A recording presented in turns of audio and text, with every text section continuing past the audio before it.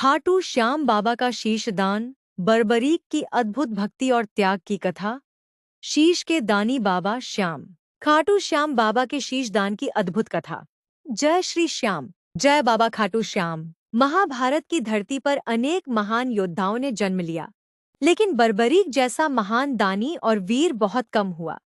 यही बर्बरीक आगे चलकर कलयुग में खाटू श्याम बाबा के नाम से प्रसिद्ध हुए। भक्त उन्हें प्रेम से शीश के दानी, हारे का सहारा और तीन बाणधारी कहते हैं। बर्बरीक बचपन से ही बहुत वीर और भगवान के परम भक्त थे। वे महान योद्धा भी थे और उनके पास 3 दिव्य बाण थे।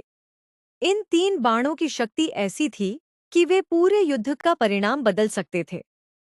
बर्बरीक ने अपनी माता से वचन लिया था कि वे हमेशा उस पक्ष की ओर से युद्ध करेंगे जो कमजोर होगा। जब महाभारत का युद्ध शुरू होने वाला था, तब बर्बरीक भी युद्धभूमि की ओर चल पड़े।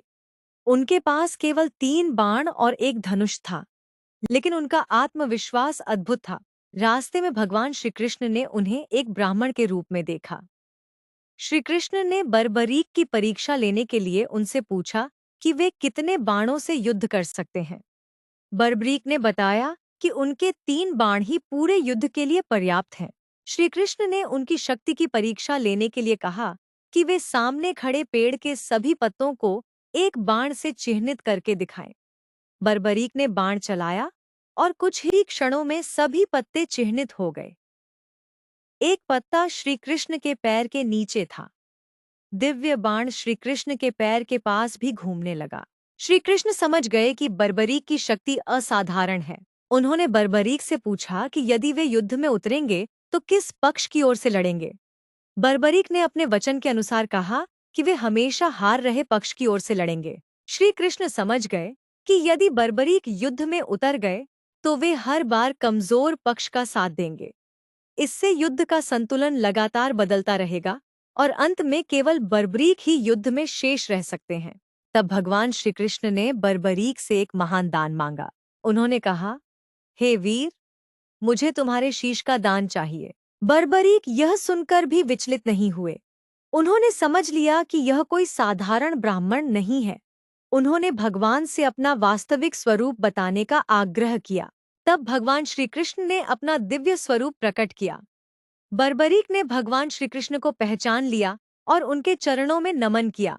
उन्होंने कहा कि यदि स्वयं भगवान उनसे दान मांग रहे हैं, तो इससे बड़ा सौभाग्य उनके लिए और क्या हो सकता है।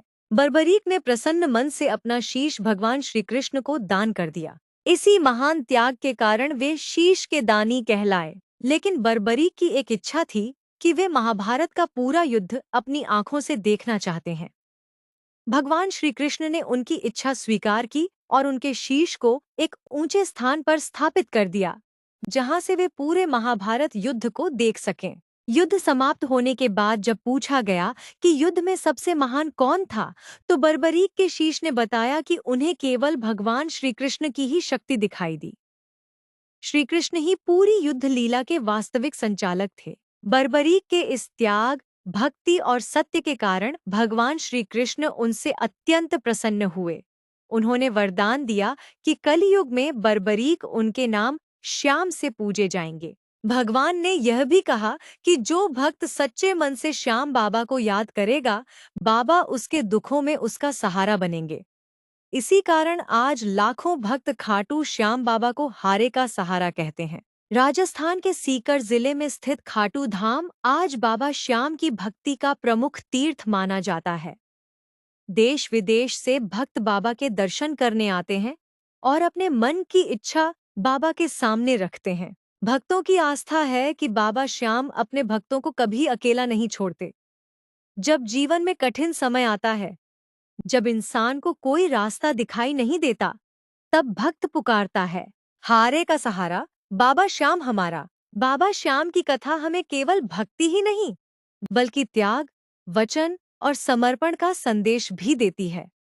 बर्बरीक ने अपने वचन को निभाने के लिए अपना जीवन तक भगवान के चरणों में, हे बाबा श्याम, जिस प्रकार आपने बर्बरीक के त्याग को अमर कर दिया, उसी प्रकार अपने सभी भक्तों पर अपनी कृपा बनाए रखना।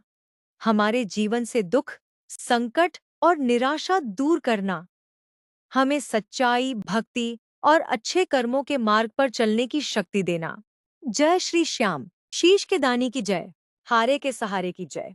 तीन बाणधारी की जय। खाटू नरेश की जय। जय बाबा खाटू श्याम।